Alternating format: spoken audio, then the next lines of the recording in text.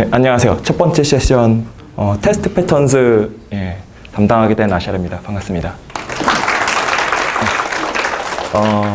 오늘 스프링 캠프 기대 많이 하고 오셨을 텐데 굉장히 쉬운 얘기 간단히 소개하겠습니다. 먼저 저는 1시부터 1시 50분까지 굉장히 초급의 거를 담당을 하게 됐고요. 근데 초급이 강연 주제에 대해서 아무것도 모르는 개발자예요.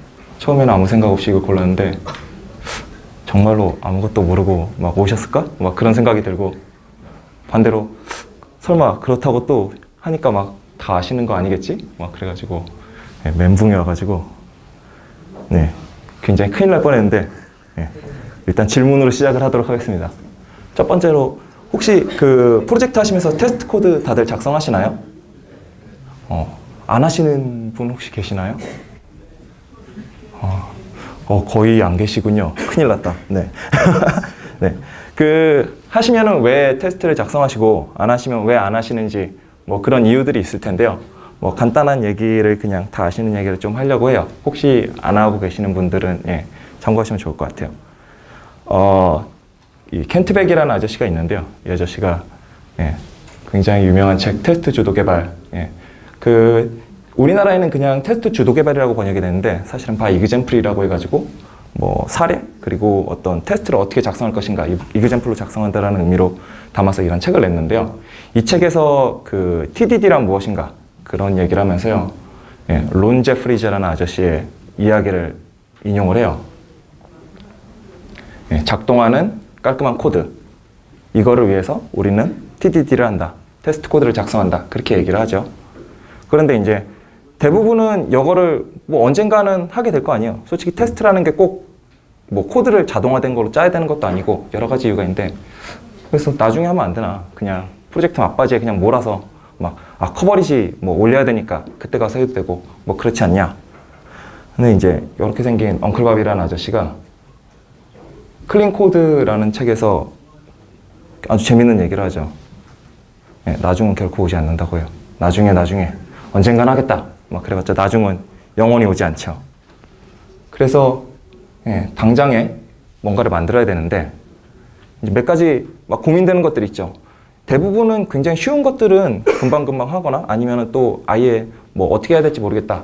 그럴 때 어떻게 시작할까? 조금 뭐 난해한 부분이 생기면 요거는 만들 수가 없네. 그냥 넘어가야겠다. 내지는 아예 시작조차 못하겠다. 그런 경우에 이제 어떻게 할까?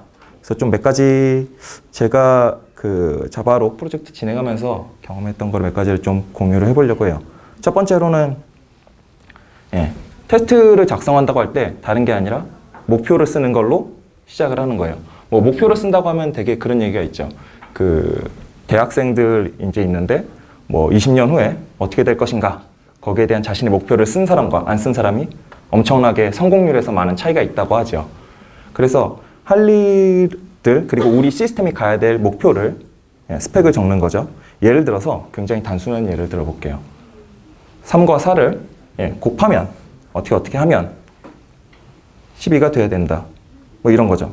이거 그냥 코드로 그냥 그대로 옮기는 거죠. 이거는 좀 몇 가지 더 있는 건데, 뭐 예를 들어서 넘버라는 걸 저희가 임의로 만들었고요. 그리고 뭐 1은 1이고 같고 뭐 3에다가 4 더하면 7 되고 뭐 3에다가 4 곱하면 12가 되는 이런 나만의 넘버를 만든 거죠. 우리가 정확하게 뭘 했는지 한번 다시 짚어볼게요. number of라는 거를 만들었죠. 이걸 통해서 그 팩토리로 객체를 만들었고요. equals를 해서 둘이 같은지 비교할 수 있게 했고요. 플러스 해주고 덧셈을 하고 곱셈을 해주죠. 이 얘기는 인터페이스를 만들어준 거죠. 물론 여기서 인터페이스는 자바에서의 어떤 그 키워드 인터페이스가 아니라 그 시그니처 모음을 얘기를 하는 거죠. 그리고 어떤 결과들 뭐 3과 4를 더하면 7이 되고 3과 4를 곱하면 12가 된다라는 어떤 그런 바램을 먼저 적은 거죠. 이렇게 돼야 된다. 우리의 목표. 그렇죠? 그리고 이 목표들을 뭐 덧셈이 되고 곱셈이 돼 라고만 얘기를 한 게 아니라 어떤 사례들을 가지고 산 거죠. 제 같은 경우에는 이거를 시나리오라고 많이 얘기를 해요. 그래서 뭐 테스트를 만들으라고 막 하는데 뭐 어떻게 만들라는 거야? 뭐 굉장히 막 혼란스럽고 막 그럴 때는 그냥 간단한 예제들을 적당히 앞으로 일어날 일들, 내 목표를 써보자. 그리고 켄트백 아저씨가 쓴 그 TDD 책 같은 경우에는 아예 투두 리스트를 작성을 해요. 그래서 막 하나씩 진행을 하죠. 그래서 이거를 테스트를 빨리 통과를 시켜야 되니까, 왜냐면 방금 거는 컴파일조차 안 되거든요. 그럼 빌드를 한번 시키려면은 뭐 앞에 있는 거는 뭐 그냥 그렇게 했고, 그 멀티플라이에 좀 집중을 하려고요. 일단 11을 그냥 돌려주게 했어요. 이런 식으로 할 수 있죠. 이 다음에 이거를 의도를 한번 드러내보죠. 우리가 멀티플라이 한 게 12가 되는 이유는 3에다가 3을 더하고 또 3을 더하고 3을 더해서 3을 4번 더하면 12가 되죠. 곱셈의 정의죠, 이게. 예, 다르게 하면 3은 사실은 디스잖아요. 방금 객체 3, 나 스스로. 자기 자신을 4번 더하죠. 그 다음에 4번이라는 건 뭐죠? 예, 주어졌던 곱하는 숫자. 그쵸? 이렇게 되는 거죠. 코드는 바뀐 건 없지만 의도가 이렇기 때문에 뭔가를 그 가변적으로 변하는 것만큼 하는 거는 우리 뭐 이렇게 하면 되겠죠? 예. 그럼 곱셈이 만들어졌네요. 근데 여기서 멈추면 안 되겠죠, 우리는. 이건 굉장히 간단한 거니까 여기서 한 번 더 진화를 시켜보겠습니다. 마틴 파울러라는 아저씨가 있어요. 뭐 그 무슨 엔터프라이즈 뭐 아키텍처 어쩌고 저쩌고 막 그런 거 할 때마다 항상 언급되는 분인데요. 이분이 예전에 썼던 책 중에 리팩토링이라는 책이 있거든요. 이 책에서 이제 리팩터링을 계속 권장을 해요. 이거는 어떤 거냐면은 이렇게 어떤 겉으로 보이는 동작, 그러니까 예를 들어서 3과 4를 멀티플라이 해라 라고 하면은 12가 나온다라는 거. 그런 게 동작은 바뀌지 않는데 내부 구조만 이렇게 바뀌는 거죠. 구현하는 방법이. 다른 코드를 넣었는데도 불구하고 같은 결과가 나오는 거죠. 이거는 사실 테스트가 통과한다라는 걸 의미하죠. 우리가 테스트 코드를 만들어 두면은 뭔가 막 거대하게 고쳐야 되는 거, 맨 처음에 무식하게 막 덧셈으로 막 만들어 놨어요. 아, 어떻게든 통과가 돼요. 좀 더 최적화하는 방법을 우리가 알아냈어요. 그럴 때 테스트만 통과하면은 뭐 어떤 마법을 부려도 괜찮은 거죠. 예를 들어서 뭐 나는 자바 8에 들어간 리듀스가 너무 좋습니다. 그래서 리듀스로 딱 바꿔봤어요. 좀 마법을 부린 것 같은 티가 너무 많이 나니까 이런 경우에는 이제 마틴 파울러 아저씨는 익스트랙트를 하라고 하죠. 그래서 그 인텔리제이에 있는 이렇게 익스트랙트 기능을 딱 써가지고 뺐더니 이렇게 빠지네요. 딱 뺐더니 뭔가 코드가 인터페이스가 우리가 원하지 않았던 인터페이스가 하나가 더 생겼죠. 그리고 제가 보기에는 보편적으로 좀 쓸만한 것 같아요. 이거 무슨 얘기냐면은 설계가 바뀐 거죠. 우리가 전에 가지고 있지 않던, 넘버에서 가지고 있지 않던 리피트라는 게 생겼고 얘가 스트림을 돌려주는 거죠. 여기서 한 번 더 바꿔보죠. 아까 전에 있던 리미트도 이쪽으로 옮겨버리면은 이런 식으로가 가능하겠죠. 그래서 아까 전보다 코드는 훨씬 더 길어졌어요. 하지만 각 메서드는 굉장히 짧아졌죠. 맨 처음에 포문으로 있던 건 엄청 길었는데, 그리고 포문은 사실은 반복문이잖아요. 근데 우리가 뭘 반복해서 처리하는 걸 하려는 게 목적은 아니었죠. 지금은 멀티플라이 자체만 보면은 내가 지금 몇 번 반복된 거를 그냥 더해준다. 그리고 반복하는 게 있고, 뭐 반복할 때 카운트를 우리가 넣어가지고 횟수 제한을 할 수 있다. 이런 게 가능한 거죠. 즉 얘네들의 코드는 굉장히 서로 다르지만 사실은 모두 같은 결과를 내는 그런 어떤 겉에 보이는 동작은 바뀌지 않았지만 이때 그 안에서 일어나는 어떤 작동 방식이나 설계, 그런 부분들이 많이 바뀌는 거죠. 여기까지는 굉장히 그냥 기본적인 얘기였고요. 우리는 사실은 방금 전에 본 것처럼 굉장히 단순한 거를 만들지 않아요. 실제로는 어떤 사람은 어떤 뼈와 살로 막 구성되어 있다고 얘기를 많이 하잖아요. 어떤 이런 부분들이 각각 역할들이 다른 것들이 있잖아요. 그래서 이 부분들을 뭐 뼈는 우리 몸을 지탱을 하고 살은 그 위를 감싸서 고정시켜주고 그런 역할들을 하죠. 우리는 뼈와 살들을 실제로 개발할 때는 다들 분리를 해줘야 돼요. 그래서 어떤 기준으로 이걸 분리를 해주냐. 이걸 관심사의 분리라고 많이 얘기를 하는데요. 각각 어떤 거에 관심이 있냐. 뼈는 내가 뭐 외부로부터 내 몸을 보호하는 거에 크게 관심이 없어요. 물론 뭐 인간이 아닌 뭐 다른 외골격을 가진 동물들은 반대겠죠. 하지만 인간 같은 경우에는 뼈가 우리의 몸을 지탱을 하고 그런 역할들이 있고, 뭐 살 같은 경우에는 외부로부터 우리 몸을 보호를 하죠. 이런 역할들을 나눠서 서로 관심이 다른 거예요. 뼈와 살들이 하는 것들이. 그래서 일반적으로는 크게 많이 나누는 게 예, 레이어드 아키텍처라고 해가지고 맥 부분으로 나누죠. 뭐 스프링 같은 경우에는 뭐 컨트롤러도 만들고 뭐 서비스도 만들고 엔티티도 만들고 이것저것 많이 하죠. 그래서 뭐 DDD 도메인 주도 설계라는 책에서는 뭐 레이어드 아키텍처라고 소개를 하고 있고요. 예, 그 책을 보시면 되기 때문에요. 자세한 설명은 생략하도록 하겠습니다. 그래서 간단한 샘플을 먼저 좀 보여드리려고 하는데요. 예, 버튼을 누르면은 열심히 닫아주는 아주 쓸모없는 거를 한번 만들어 보려고 해요.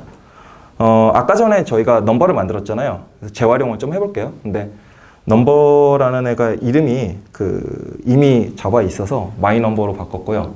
여기 보면은 멀티플라이라는 어떤 API를 만든 거죠. 거기에다가 뭐 숫자 2개가 넘어가면은 곱해서 결과를 돌려줘요. 예, 굉장히 아무짝에도 쓸모없을 것 같은데 정말로 이걸로 진행을 할 겁니다. 그러면은 테스트를 작성을 한다면 이런 형태가 되거든요. 아까 코드를 다시 보면요. 멀티플라이 컨트롤러가 멀티플라이 서비스를 받아서 걔를 이용해서 뭔가 연산을 하고 있죠. 그래서 이렇게 하면은 이 컨트롤러가 그 멀티플라이 서비스에 의존하게 되죠. 그래서 의존성을 뭐 오토와이어드 잡으면은 뭐 실행되지만 여기서는 그냥 단순하게 생성자에다 넣었었으니까 이렇게 그냥 밀어 넣어주면 되겠죠. 근데 잘 보면은 코드가 너무 엮여서 돌아가는 게 많은 것처럼 보여요. 굉장히 단순해 보이는데 컨트롤러가 있고 서비스가 있고 DTO도 들어갔고 밸류 오브젝트도 들어갔죠. 그래서 만약에 이 테스트가 깨졌을 때 뭐가 문제인지 우리가 알 수 있을까? 이런 문제가 생기겠죠. 컨트롤러가 문제인지 서비스가 문제인지 어딘가가 터진 거죠. 그래서 저희는 좀 선택과 집중을 하려고 해요. 그리고 스텝 바이 스텝으로 뭔가 구현을 해보고 싶은 거죠. 그래서 하나씩 보면요. 밸류 오브젝트는 아까 저희가 만든 넘버를 그냥 이름만 바꾼 거였죠. 이거는 이미 있고 뭐 DTO는 했다고 치고 이거 사실은 그냥 안에다가 프라이빗 필드 하나 만든 다음에 롬복으로 그냥 데이터 싸서 끝이었거든요. 이렇게 하고 컨트롤러를 먼저 만들어 볼게요. 흔히 우리들은 부품들을 모아서 많이 만들기 때문에 굉장히 밑에 있는 것부터 많이 만드는데요. 여기는 오히려 바깥에 있는 것부터 의존성을 남한테 의존하는 애부터 먼저 만드는 거를 하도록 하겠습니다. 코드는 아까랑 거의 비슷한데요. 뭐 이런 식으로 돼요. 여기 핵심이 되는 부분은 이건데요. 뭐 아까 멀티플라이 서비스는 실제로 만들어줬어야 됐는데 지금은 목이라는 걸 이용해서 이렇게 처리를 했죠. 이렇게 목으로 만든 다음에 뭐 얘가 2랑 3 받으면 6를 돌려줘 라고 하는 거죠. 무조건 얘는 2, 3만 받으면 6를 돌려주는 거예요. 이런 거를 테스트 더블이라고 하고요. 영화에서 이제 스턴트맨들을 스턴트 더블이라고 부르거든요. 그거랑 마찬가지로 진짜 객체 대신에 이렇게 수행을 하는 애를 테스트 더블이라고 합니다. 그래서 이런 식으로 하면은 얘가 컨트롤러가 서비스에 의존하고 있지만 서비스가 실제로 어떻게 구현되어 있든지 상관없이 올바른 결과를 내겠죠. 만약에 테스트가 깨지면은 뭐 DTO를 돌려주는 부분이 잘못되어 있거나 아니면 서비스를 제대로 호출하지 않거나 여러 가지 이유가 있겠죠. 이런 부분으로 컨트롤러에 문제가 생긴 거는 이 테스트로 정확히 알 수가 있겠죠. 마찬가지로 서비스를 이번엔 들어가 보죠. 서비스 같은 경우에는 테스트를 뭐 2랑 3 받으면 6 나오는 뭐 거의 큰 의미는 없지만 이런 걸 만들죠. 그래서 이렇게 해서 이 테스트를 통과시키는 건 뭐 구현하는 건 아니다. 컴퓨터에다가 뭐 그냥 2개 멀티플라이 하면 되는 걸로 구현을 하면 되겠죠. 방금 전에 보여드린 거는 작업 순서를 좀 일부러 바꿨어요. 일반적으로는 뭐가 먼저 끝나야 그 다음 작업들을 하거든요. 의존성이 있으면 내가 서비스 만들어줘야 컨트롤러가 만들어지는데 서비스 만드는 사람이랑 컨트롤러 만드는 사람이 하필이면 우리 팀은 이상하게도 나눠졌네? 그래서 서비스 만든 애가 안 만들어주네? 그럼 나는 작업을 영원히 못하네? 그런데 그렇게 하지 않고 방금처럼 뭐 테스트 더블을 사용하면은 어렵거나 아니면 자세한 것, 뭐 아니면 오래 걸리는 것들, 뭐 최적화가 필요한 부분들, 예를 들어서 지금 당장에는 간단하게 구현할 수 있지만 돌리면 막 뭐 1시간씩 걸리는 거. 근데 막 제대로 구현만 하면 1초 만에 나온다. 그렇다면은 1초 만에 나오는 가짜를 만들어가지고 넣은 다음에 나중에 서비스를 교체를 하면 되겠죠. 이런 것들을 할 수가 있고요. 또 흔히 많이 쓰이는 거는 방금 전에는 제가 다 그냥 간단히 보여드리려고 클래스로 했는데 서비스를 인터페이스로 만들고 인터페이스에 대한 구현을 하나도 하지 않아요. 그리고 거기에 대한 가짜 테스트 더블을 넣어서 얘는 이렇게 넣으면 이렇게 작동하겠지? 라고 해놓고 컨트롤러를 다 만들어 놓는 거죠. 그 다음에 서비스를 임플리먼트를 해주면 되겠죠. 그래서 뭐 이런 식으로 하면 굉장히 복잡하게 엮여 있는 아까 전 같은 경우에 막 굉장히 여러 가지가 섞여 있는 것도 아주 간단하게 처리를 할 수가 있죠. 그리고 여태까지 보면은 사실 스프링 캠프인데 스프링하고 별로 관계없이 보이는 얘기들을 해서 합체를 다루도록 하겠습니다. 요새 아이들은 합체를 합체라고 부르지 않습니다. 혹시 보신 분 계시나요? 또 뭐? 뭐라고 하죠? 합체할 때? 모르시나요? 아무도? 요거는 X랑 Y가 인티그레이션을 합니다. 요새 아이들은 다 압니다. 이 정도는. 변신할 땐 트랜스포메이션이고요. 그래서 여기서는 이제 통합 테스트를 간단하게 다루려고 해요. 통합 테스트는 뭐냐면 여태까지 저희가 다뤘던 건 엄밀한 의미의 유닛 테스트를 한 거고요. 다른 거랑 격리된 나한테 문제가 생기면 나만 알 수 있는 거. 그런데 뭐 그런 게 있어요. 아까 전에 제가 가짜로 테스트 더블을 막 투입했잖아요. 그러면은 가짜들끼리는 서로 뭐 약속을 하는 거죠. 내가 이렇게 주먹을 날리면 쟤는 날아가겠지. 그럼 난 이렇게 주먹을 날려야지. 쟤는 나한테 주먹을 날릴 거니까 난 이렇게 쓰러져야지 하고서 딱 해요. 그런데 갑자기 어느 날 저기 발차기 들어온다는데 뭐 그렇게 한 거예요. 전달을. 그래서 둘이 각자 연습을 했다 딱 들어왔어요. 난 주먹을 날렸는데 갑자기 발차기에 맞은 동작으로 날아가요. 합쳐지면 굉장히 엉망이 되겠죠. 그래서 실제로 돌릴 수 있는 것도 합쳐서 돌릴 수 있는 것도 필요하겠죠. 스프링 같은 경우에는 뭐 여러 가지로 테스트하는 게 있는데요. 여기서는 간단히 그 REST 템플릿을 이용해 가지고 진짜로 서버가 떠 있는 거에 접속을 하는 거를 테스트를 진행하도록 하겠습니다. 이 같은 경우에는 테스트 위에 좀 특이한 게 붙어 있는데요. 그냥 여태까지 돌렸던 거는 뭐 스프링이랑 아무 상관없이 돌아갔기 때문에 그냥 돌리면 되는데 여기서는 이제 뭐 스프링 JUnit4 클래스 러너라는 애를 이용해서 돌려주면은 스프링이 딱 뜨고 그 위에서 테스트가 돌아가요. 그리고 스프링 애플리케이션 컨피그레이션 뭐 이런 식으로 넣어주면 뭐 컨텍스트 막 잡히고 하고요. 그 다음에 우리는 이거를 그 웹에서 RESTful API로 내보내는 거니까 웹 인테그레이션 테스트라는 어노테이션을 또 붙여줬죠. 뭐 이렇게 하고 뭐 밑에 뭐 포트 뭐 저렇게 받아서 하고 어쩌고 저쩌고 하는데 모양은 사실 단순해요. 테스트를 우리는 뭐 이렇게 어디였어? 멀티플라이에 4하고 8을 넣으면은 제이슨 형태로 뭐 이렇게 나온다. 뭐 제이슨 검사하는 거는 다른 식으로 일반적으로 많이 하는데요. 여기서는 좀 간단하게 그냥 이렇게만 뽑았습니다. 그래서 뭐 이런 결과가 나온다는 걸 만들어 놓고 실제로 얘는 컨트롤러가 서비스에 요청을 해가지고 제대로 뽑혀서 나오겠죠. 그래서 이런 결과가 나오는데 이것도 이제 뭐 그럴 수 있죠. 뭐 아까 전에 저희가 만들었던 컨트롤러 테스트는 사실은 좀 사기인 게 뭐 파라미터를 받는 부분들이 뭐 아까 뭐 어노테이션 붙였었잖아요. 그런데 그런 것들 싹 다 무시하고 그냥 객체로 들어오면 뭐 그런 거죠. 서블릿이 뭔가 처리해 주는 거에 대해서는 아무런 신경도 못 쓴단 말이에요. 뭐 이거는 간단하게 RESTful API라서 그렇지만 뭐 HTML이 묶여 있다. 그런데 나는 뷰 템플릿이 올바르게 작동하는지도 보고 싶다. 그런 경우에는 아까 전 걸로 처리를 못 하죠. 그런데 얘는 그런 게 가능하지만 이게 하필이면 아직도 서비스가 덜 만들어졌네.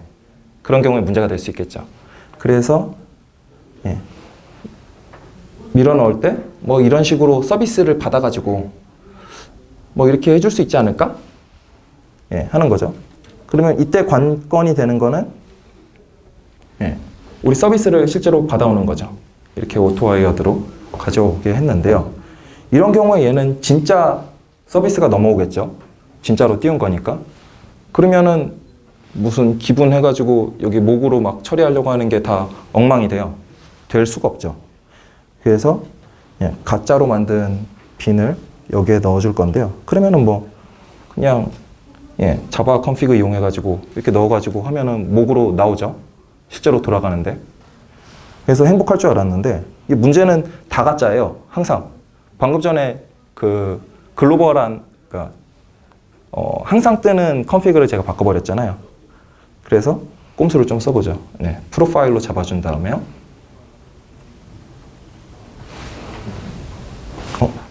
내가 잘못 봤나? 아니구나. 예. 프로파일로 잡아준 다음에 코드에다가 이렇게 넣어주면은 아까 빈이 막 돌겠죠. 그래서 막 이런 꼼수들이 막 몇 가지가 있고요. 사실은 뭐 이거 뭐 분리가 되잖아요. 다른 데로. 그럼 막 컨피그가 막 할 때마다 나는 이거니까 여기로 빠지고 막 어쩌고저쩌고 돼서 그러면 내가 테스트면서 막 컨피그고 아니면 막 여러 가지 꼼수를 쓸 수 있는데요. 예, 다 부질없어졌습니다. 스프링 부트 1.4 아직 정식은 안 나왔는데요. 지금 그 미리 사용해 보실 수 있고요. 이거 사용하면요. 이런 형태로 아까 전에 되게 길었던 코드 있잖아요. 기본형이 이렇게 바뀌고요. 위에다 이렇게 뭐 스프링 부트 테스트 뭐 어쩌고 이렇게 붙여주면 돼요. 그러면은 네, 그냥 전체 도는 게 한 방에 돌아요. 그리고 뭐 아까 레스트 템플릿도 저희가 막 따로 잡아줬어야 되는 거 테스트 레스트 템플릿이라고 해서 오토와이어드 하면 되고요. 뭐 우리 뭐 포트 번호 아까 받아가지고 뭐 썼는데 다 없어졌죠. 이런 게 있고요. 그리고 만약에 서비스만 가로치고 싶다. 예. 아까랑 비슷해 보이는데 여기 하나 다르거든요. 그래서 그냥 목핀 해가지고 넣으면요. 뭐 여태까지 넣었던 뭐 테스트 컨피그 어쩌고 저쩌고 막 그런 거 다 필요 없어집니다. 그래서 사실은 이전에 막 준비했던 게 있었는데 이거 보고서는 다 필요 없구나. 이거를 쓰도록 강력히 권장을 드려야겠구나. 그런 생각이 들었고요. 스프링 부트 1.4를 사용하면요. 사실은 그 기존에 여기 컨트롤러 테스트나 뭐 이런 거 해보신 분들은 대개는 목MVC라는 거를 쓰셨을 거예요. 근데 원래는 목MVC 쓰려면은 뭐 이렇게 하죠. 목MVC 빌더에다가 뭐 스탠드 언론으로 할 건지 전체 뭐 컨텍스트를 넣을 건지 그래서 애플리케이션 컨텍스트를 다 밀어 넣으면은 뭐 뷰까지 다 돌고 뭐 컨트롤러 넣으면은 뭐 컨트롤러만 혼자서 돌고 그래서 컨트롤러가 내 손 안에 있으니까 뭐 걔를 뭐 따로 받아서 또 인젝션을 막 해주고 여러 가지 수를 쓰죠. 근데 얘도 그냥 뭐 형태가 그냥 웹 MVC 테스트 뭐 해서 하고요. 만들어줄 필요 없이 그냥 오토와이어드 하면은 그냥 들어오고요. 원래는 뭐 저희 비포에다가 해서 막 만들어주잖아요. 다 필요 없고. 그리고 뭐 여기서는 약간 좀 다른 거 보려고 일부러 그냥 스파이 한번 써봤어요. 스파이로 해서 이게 제대로 안에서 서비스를 호출하는지까지 확인이 가능하겠죠. 그리고요. 제가 좀 너무 빠른가요? 지금? 괜찮으신가요? 제가 예정한 시간보다 지금 엄청 빨리 진행을 해가지고요. 사실은 이렇게 큰 데서 하는 게 처음이라서 엄청 긴장한 것 같네요. 그 다음에 다룰 거는 캡슐이라고 이름을 붙였는데요. 다른 건 아니고 이거는 이제 우리가 뭘 만들다 보면은 의존하는 게 굉장히 많은 경우가 있어요. 이건 좀 극단적인 사례를 하나를 준비를 해봤는데요. 뭐 사례라기보다는 사실 다 인터페이스만 만들었어요. 그래서 뭐 컨트롤러 하나를 만들었어요. 그런데 뭐 이거 내가 뭐 하다 보니까 막 만들다 보니까 뭐 서비스 A라는 거 만들어지고 뭐 서비스 B라는 거 있고 C, D 해가지고 애들 막 다 모아가지고 뭔가 막 쿵짝쿵짝 처리를 해줘야 되는 그런 거를 만든 거죠. 뭐 흔히 이거는 이제 서비스 하나로 뭐 모아서 만들어주는 게 좋기는 한데 뭐 만들다 보니까 이렇게 됐어요. 그래서 뭐 흔히 있는 게 주문을 한다거나 주문을 하면서 내가 뭐 바꿔야 되는 것도 이것저것 있고 그러면서 뭐 내 어카운트가 따로 있고 뭐 계정도 엮여 있고 막 그런 경우도 있고요. 아니면은 요건 지금 컨트롤러 잡았는데 뭐 서비스를 만들었는데 레파지토리를 엄청 많이 쓰는 거예요, 내가. 그래서 막 그런 것들이 막 엮여 있는 이런 모양이 되겠죠. 뭐 좀 괴롭긴 하지만 인텔리제이 쓰면은 이렇게 막 애드 생성자에다 넣어줘라 뭐 하면은 쭉쭉쭉쭉 해서 들어가거든요. 넣은 다음에 테스트 하면은 뭐 까짓것 그냥 이렇게 써주면 되죠. 뭐 안 될 게 뭐가 있겠어요. 이거 그냥 계속 써주면 어떻게든 되겠죠. 여기에선 지금 빠져 있는데 계속 넣어준 다음에 서비스 A에선 뭐를 부르고 서비스 B에선 뭐를 부르고 서비스 C에선 뭘 부르고 그럼 뭐 또 얘네들 다 목해가지고 작동하는 거 다 넣겠죠. 그래서 뭐 서비스 A에다가 뭔가를 실행하면은 걔를 받아와가지고 그 결과를 다시 서비스 B에다가 넣고 그 결과를 가지고서 C랑 D에 동시에 때린 다음에 걔네들의 결과가 올바르면 다시 서비스 A에다 뭘 때리고 그런 코드를 막 만들겠죠. 이 첫 번째로 문제가 노가다가 너무 심해요. 아까 전 코드에서 방금 전에 설명한 거 그냥 이거 만드는 것만 해도 너무 힘들거든요. 이거 좀 줄여주려고 하는 게 뭐 모키토 같은 거 써서 그 위에다 목 넣고 뭐 그 인젝트 된다라고 해놓고 여기에다가 뭐 INIT 목 해가지고 뭐 어쩌고 저쩌고 하면은 다 되기는 하는데 그렇다고 해도 저희가 잡아주는 거 뭐 이거를 호출하면은 이런 결과가 나와야 되라든가 그런 것들 다 넣어줘야 되잖아요. 그리고 또 특수한 경우들 많이 생길 수 있죠. 아, 요 안에서 분기를 타야 돼. 아, 그럼 분기에 대한 거 만들어주려면은 아, 얘를 셋업에다가 뭘 넣어주면 안 되고 테스트할 때마다 뭔가 얘를 호출하면은 이런 결과가 나오지, 쟤로 호출하면 이런 결과가 나오지 해서 막 다 만들어줘야겠죠. 이거 너무 또 힘들어지는 거예요. 그러면 이제 안 되겠다. 이 테스트를 또 분리를 해야겠다. 그래서 요거를 뭐 컨트롤러를 뭐 여러 개를 만들어 가지고 네. 그 부모 만들어서 부모의 공통으로 쓰는 거 넣어놓고 각자 셋업 받아가지고 막 하고 그런 걸 할 수도 있겠죠. 이런 노가다가 너무 심하고요. 이보다 사실은 훨씬 더 치명적인 게 있어요. 대부분 이렇게 복잡한 시스템을 가는 경우라면요. 시스템이 엄청 큰 경우라서 인터페이스가 바뀔 때가 문제예요. 열심히 만들었어요. 서비스 A에서 뭔가를 호출해서 나온 결과를 B에다 넣어주겠는데 서비스 A에서 우리가 엔티티를 줬네? 이거 그냥 DTO로 좀 바꾸고 싶은데? 예. 그러는 사이에 여러분들은 미친 듯이 또 고쳐야 됩니다. 뭘 하나를 인터페이스를 딱 하나를 고쳤을 뿐인데 연결된 모든 게 막 다 바뀌어요. 그게 구현 코드면은 당연히 필요한 일을 하는 거죠. 근데 테스트에서 우리가 목을 너무 많이 했기 때문에 그걸 다 고치느라 힘든 거예요. 예. 그래서 뭐 이거 사실 별거는 아니고요. 서비스인데 그냥 다른 것들 모아주는 건 하나를 만들었어요. 예. 그래서 얘를 실제로 쓸 때는 이렇게 하는 거죠. 우리들이 그 레이어드 아키텍처 쓴다라고 하면은 되게 각각 하나씩만 막 생각하는 경우들이 있거든요. 뭐 컨트롤러는 얘 하나고 뭐 아까 전에 테스트가 만들 때 제가 따로 설명을 깜빡했는데 컨트롤러에 대한 사실 테스트를 여러 개를 만든 거잖아요. 어떻게 보면은 그냥 스프링 없이 돌아가는 게 하나 있었고 그 다음에 뭐 그냥 전체 다 실제로 돌아가는 게 하나 있었고 서비스를 목을 해서 돌아가는 게 있었고 뭐 아니면 목 MVC 같은 거 쓰는 게 있었고 각각 목적이 다를 수 있어요. 그리고 각자가 수행하는 게 다를 수 있죠. 그런 목적에 맞춰서 하고 그럴 때 공통으로 쓰이는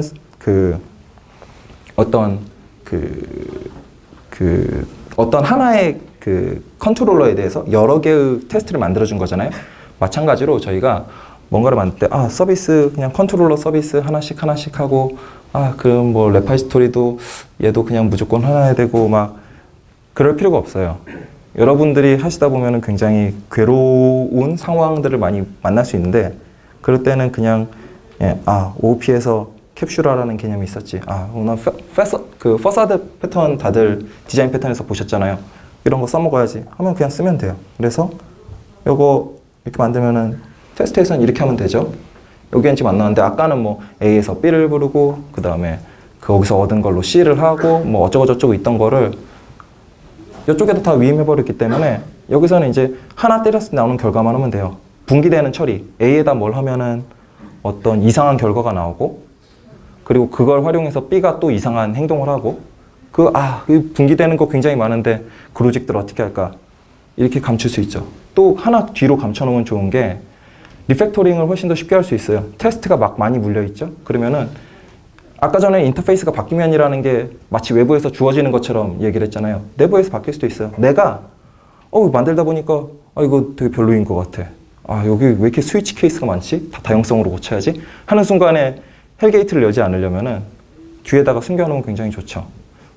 대부분 어떤 캡슐화라든가 그런 얘기들 하면은 어떤 가시성에 대한 걸로 생각하는 경우가 많거든요. 뭐 퍼블릭이랑 퍼블릭이 아닌 거는 다 프라이빗으로 넣고 막 그런 게 있는데 사실은 그런 게 핵심이 아니라 어떤 것들이 구현되는 것들을 저 멀리 어딘가에 내가 알 수 없는 곳으로 숨길 수 있으면 구현에 대해서 내가 알 필요가 없으면 그게 캡슐화가 되는 거죠. 네. 그래서 굉장히 빨랐네요. 네. 결론을 말씀드리면요. 포조로 이게 사실 스프링에 대한 테스트를 하는데도요. 포조로 테스트를 하는 거를 저는 굉장히 추천을 드려요. 실제로 여기 스프링 예제 코드들이나 뭐 그런 것들을 보면요. 그 막 모듈, 그러니까 멀티 모듈이라고 해서 여러 개 막 만들어 놓죠. 그래놓고서 실제로 코어가 되는 부분들은 뭐 스프링에서 쓰는 어노테이션들은 붙어 있긴 한데 테스트는 스프링 테스트를 하나도 안 써요. 뭐 그런 게 들어가려면 뭐 컨텍스트도 잡아줘야 되고 뭐 리소스도 잡아줘야 되고 하는 것들이 되게 많은데 그런 거 다 필요 없이 그냥 객체일 뿐이에요. 그냥 스프링 같은 경우에 장점 막 얘기하던 게 옛날에 뭐 자바 엔터프라이즈 빈즈는 뭐 하면서 포조를 뭐 쓸 수가 없어서 포조로 뭐 스프링을 만들었다 막 그런 얘기를 하잖아요. 예. 테스트 할 때 굉장히 강력하죠. 그냥 우리는 그냥 자바 객체를 쓰는 것 뿐이에요. 그 뒤에다가 뭐 DI를 해주든 아니면 AOP를 해주든 뭐 여러 가지 그 스프링이 제공하는 것들 있잖아요. 그거를 그냥 활용하는 거에 불과하죠. 우리가 할 거는 첫 번째로 생각하면 좋은 거는 일단 우리는 포조로 하자. 예. 두 번째는 그러면서 이제 우리가 그 OOP를 하고 있다라는 걸 생각을 한 거죠. OOP에서 굉장히 알려진 어떤 그 기법들이나 원칙들이나 아니면 프랙티스들이 굉장히 많거든요. 뭐 TDD만 해도 사실은 뭐 다른 게 아니라 OOP에 굉장히 그 의존하는 게 커요. 다른 어떤 프로그래밍 패러다임보다 이걸 쓰는 게 좋다. 뭐 그런 얘기를 하죠. 유닛 테스트 같은 경우에도 뭐 다른 절차형 언어라든가 그런 데서는 물론 내가 똑똑하면은 다 그냥 만들 수 있죠. 근데 유닛 테스트 만들 때 우리 맨 처음에 쉽게 생각하는 게 그냥 클래스에 가서 이렇게 단축키 누르면은 이 클래스에 대한 테스트가 기본으로 만들어지네. 기본이 어쨌든 간에 어느 정도는 잡혀 있잖아요. 물론 그게 정답은 아니고 여러 가지 바꿀 수 있는데 그런 것들을 활용할 수 있으니까 그런 걸 최대한 활용하고 이 얘기는 사실은 설계에 대한 이슈가 되는 거죠. 만약에 무슨 괴로운 일이 있고 막 그렇다. 그러면은 이건 뭐 설계가 뭔가 잘못됐겠다. 설계를 그럼 어떻게 갑자기 고치지? 그럴 때 쓰는 게 리팩토링인 거죠. 아까 전에 말씀드린 것처럼 겉으로 보이는 동작들은 그대로고 그렇지만 구현들이 바뀌는 거죠. 그리고 구현이 바뀐다는 게 단순하게 어떤 안에 있는 코드가 뭐 폼이 뭐 리듀스가 됐다 그 정도뿐만이 아니라 아예 다른 인터페이스로 넘어가거나 그런 것들을 포함을 하죠. 그리고 그 다음에 생각할 수 있는 게 스프링은 OOP의 친구라는 거죠. 굉장히 우리가 뭐 포조로만 뭐 다 해야지 막 그런다고 해서 해결 안 되는 부분들 많거든요. 그럴 때 스프링 가지고 할 수 있는 게 되게 많아요. 막 꼼수를 쓸 수도 있고 막 그리고 아까 스프링 부트 1.4 잠깐 소개해드렸지만 거기에 들어간 테스트 같은 경우에는 여태까지 막 우리가 이상하게 삽질로 했던 거 저희 팀 같은 경우에는 되게 이상한 진짜 이거 쓰면서 이건 절대 쓰면 안 되는 핵인데 막 그랬던 게 되게 많거든요. 근데 바꾸니까 다 없어졌어요. 막 1.4 테스트로 바꿨더니 팀원들이 너무 속 시원하다고 막 하면서 그러고 있거든요. 그래서 스프링이 OOP의 친구라는 걸 기억하고 매뉴얼 보시면은 스프링 부트 쪽 매뉴얼 봐도 테스트가 좀 있고요. 스프링 매뉴얼 보시면은 테스트 영역 딱 가면은 테스트 딱 들어가자마자 유닛 테스트 그럼 들어가면 모키토를 써라 막 하면서 되게 짧게 나와요. 그다음에 인테그레이션 테스트를 딱 누르는 순간에 어마어마하게 길게 있어요. 그거를 그냥 쓰셔도 되고 뭐 스프링 부트 1.4에 있는 기능들을 사용하셔도 되고요. 그리고 하면은 어쨌든 간에 테스트 붙이고 하는 게 언제나 즐겁지는 않아요. 굉장히 괴로울 수 있어요. 왜냐면은 테스트를 붙인다는 건 사실은 미래의 고통을 지금 즐기는 거거든요. 아까 보시면 무슨 목 어쩌고저쩌고 막 붙이면서 이렇게 만들면 이런 문제가 있어요 라고 제가 얘기를 했잖아요. 사실은 아직 안 일어난 일이죠. 그런데 테스트를 만들면은 앞으로 일어날 일이 지금 당장 괴로운 일이 돼요. 이거 그냥 내가 컨트롤러에다 해놓고 그냥 오토와이어드 그냥 쓱쓱 쓰면은 막 다 됐던 것 같은데 내가 왜 테스트를 만들어서 이 사서 고생을 하나. 근데 사서 고생을 하는 순간에 앞으로 벌어질 일들을 예견할 수 있죠. 만약에 테스트를 붙이는 게 굉장히 힘들고 고통스럽다면은 신대륙을 발견하신 거예요. 그 부분이 여러분들이 그 해결해야 되는 지점인 거죠. 사실 뭐 제가 여기서 뭐 소개해드린 것들도 사실은 뭐 시간 지나면 다 쓸모 없어지는 프랙티스도 있어요. 분명히. 그거보다 중요한 거는 테스트를 만들었더니 이런 것들을 우리가 고통을 미리 경험할 수 있고 그 지점을 내가 해결해야 되고 그럴 때 믿을 거는 뭐냐? 테스트밖에 없다. 그런 얘기 많이 하거든요. 구현된 코드보다 사실은 우리가 만든 테스트 코드가 더 오래 갈 수 있다고요. 사실은 아까 전에 넘버 예제만 해도 멀티플라이에서 결국에 살아남은 건 테스트 코드거든요. 폼은 온데간데 없어졌죠. 살아남은 거는 테스트 코드고 거기에 대한 구현은 계속 바뀌죠. 아마 그럴 거예요. 물론 테스트 코드도 리팩토링이 돼요. 하시다 보면 아까 전에 만들었던 그 캡슐 설명하면서 얘기했던 테스트가 전형적인 테스트를 바꾼 케이스죠. 테스트를 바꾸면서 구현도 바뀌죠.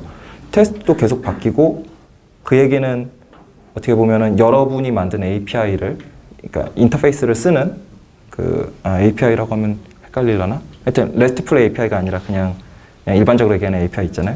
API를 쓰는 사용자들을 미리 내가 경험하는 거죠.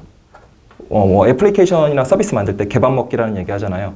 내가 만들었으니까 뭐 알아서 쓰겠지가 아니라 내가 테스트 만들면서 내가 이렇게 이상한 코드를 만들었다니 이걸 내가 쓰라고 줬단 말인가 그러면서 미리 고통을 즐길 수 있는 그랬으면 좋겠습니다.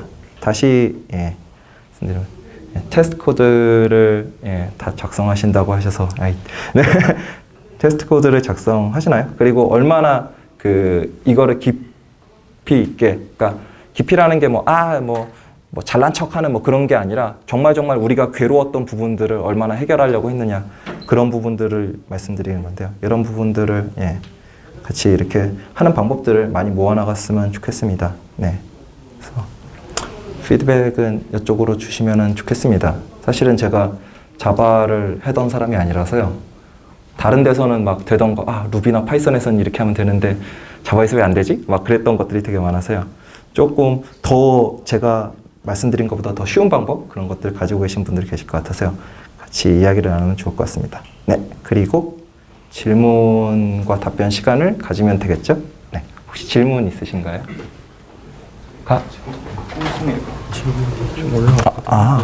이게 따로 있었군요. 여기.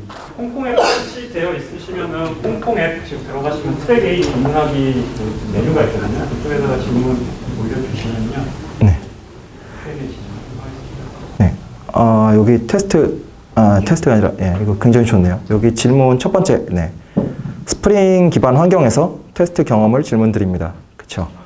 개발 시에 테스트 결과가 즉각적으로 개발이 재밌는데, 그쵸. 즉각적으로 보이니까요. 뭐, 웹으로 하면은, 웹을 띄운 다음에, 근데 띄워야 되는 게 만약에 마이크로 서비스다. 그럼 모든 서버를 막 다 띄워야 되고. 참고로, 최근에 개발하고 있는 것 중에 하나는 서버를 3개를 띄워요. 제가 뒤에서 쓰는 거 하나, 그 뒤에서 쓰는 API가 2개 뜨고 프론트용 이렇게 해서 로컬에서 3개 띄우고 있는데요. 괴롭죠, 이런 건. 여기에서 질문이 뭐냐면요. 개발 시 테스트 결과가 즉각으로 재밌는데 run with를 쓰면 로딩이 슬픕니다. 그쵸? 스프링을 띄우니까요. 굉장히 슬프죠.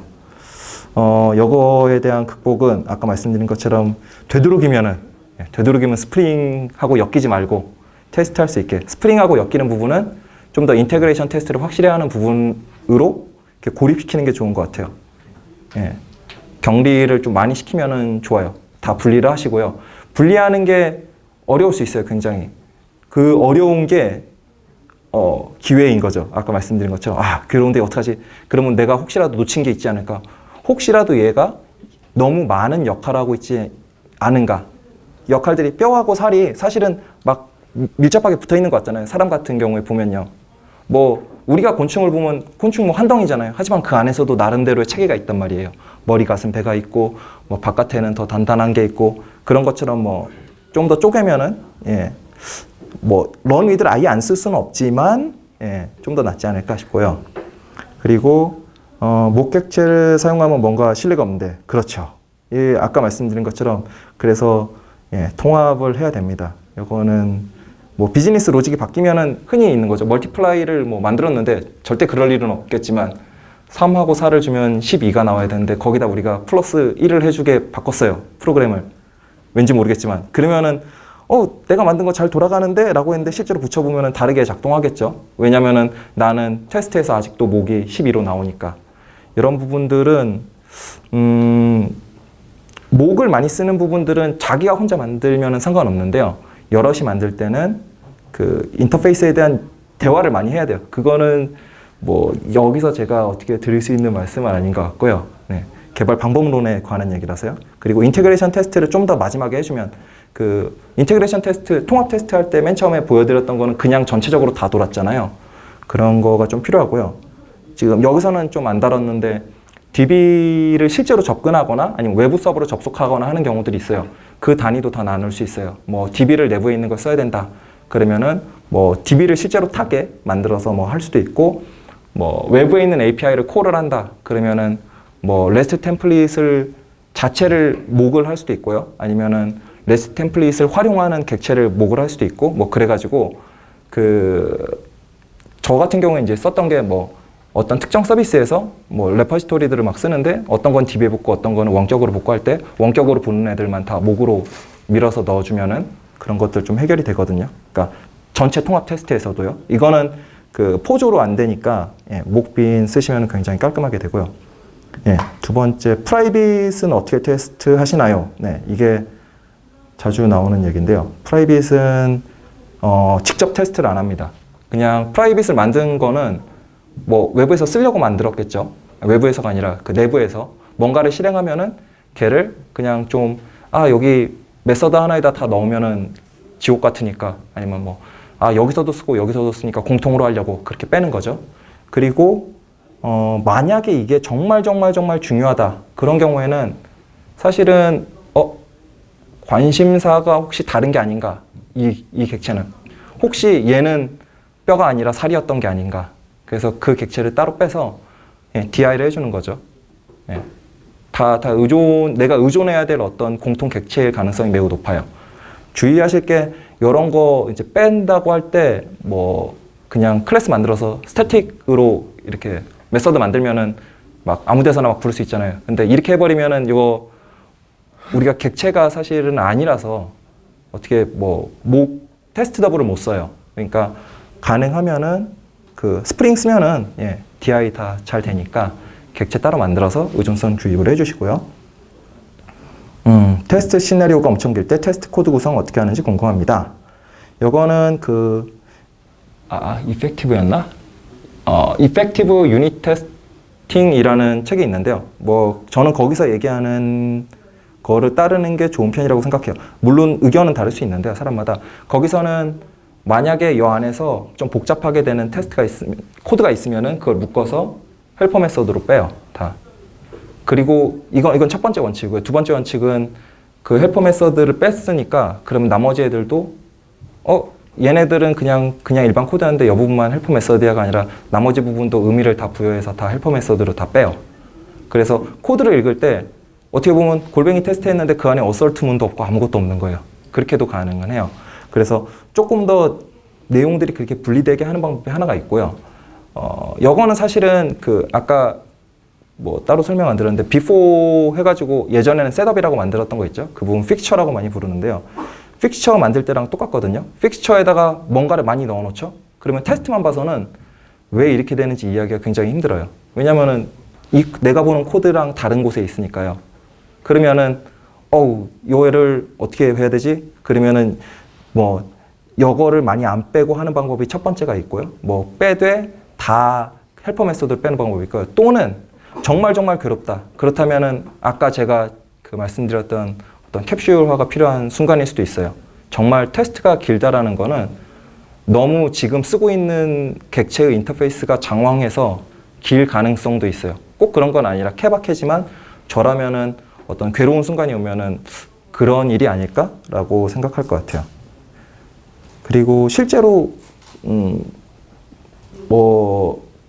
제 경우에는 좀 여러 가지 다른 대안을 좀 찾으려고 하는 편이고요. 좀 예전에는 DB 픽처를 좀 쓸 때는 DB 픽처를 만들어 놓고 막 그러면은 데이터 어떻게 되지 하면 데이터 표 막 그려서 막 화이트보드에 붙여놓고 막 그렇게도 하고 여러 가지 썼었거든요. 그거에 대한 이해만 다 있다면은 예를 들어서 테스트에 대한 데이터가 우리 뭐 서비스 개발할 때 쓰는 뭐 페르소나 같은 거랑 퍼소나랑 연결돼 있으면은 그냥 그걸로 부르면 되는 거죠. 우리 유저들 캡틴이 있고 아이언맨이 있고 헐크가 있는데 헐크는 진상 고객이고 아이언맨은 스텝이고 캡틴은 뭐 슈퍼가 최고 관리자야. 뭐 그렇게 해놓으면 테스트 코드 읽을 때 그냥 헐크 나오면 걔 그렇게가 가능하겠죠. 이런 거는 어떻게 보면 팀 내에서의 어떤 개발 문화랑 뭐 방법론이라서 그런 부분으로 해결해야 되는 부분들이 있는 것 같아요. 시나리오 같은 경우에 사실은 어떻게 보면 그런 특수한 상황들을 가지고 있는 거라서요. 뭐 좀 극단적으로 주문하는데 뭐 문제 상황 A 그러면은 뭐 다들 아는 거다.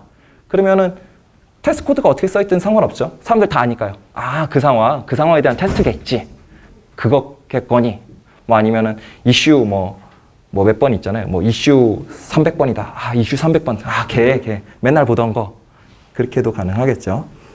그리고 저 같은 경우에는 원래는 주석을 많이 다는 걸 권하지는 않지만 예, 테스트에다가는 좀 주석을 붙이는 편이에요. 이슈 방금 전에 얘기 같은 경우는 이슈에 대한 대부분 뭐 G라든 뭐든 뭐 이슈 트래커 쓰시잖아요. 걔를 붙여서 그냥 UR을 넣으면 되겠죠. 그렇게 되고요. 그 다음에 목이 뭔가요? 네, 이거는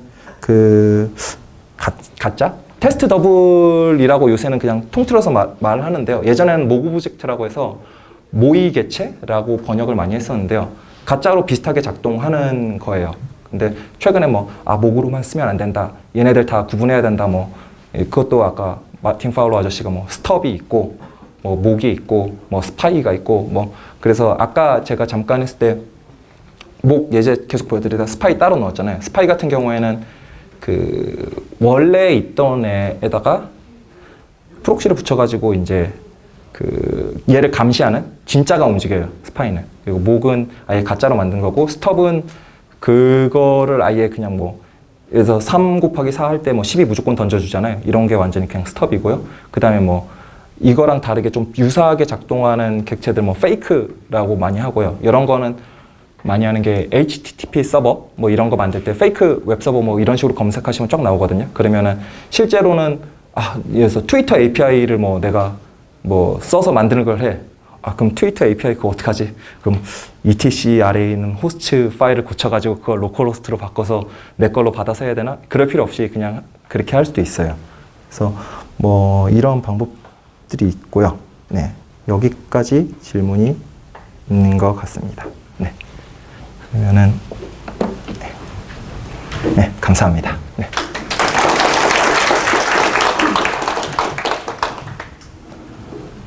예, 수고해주신 아샬님께 다시 한번 박수.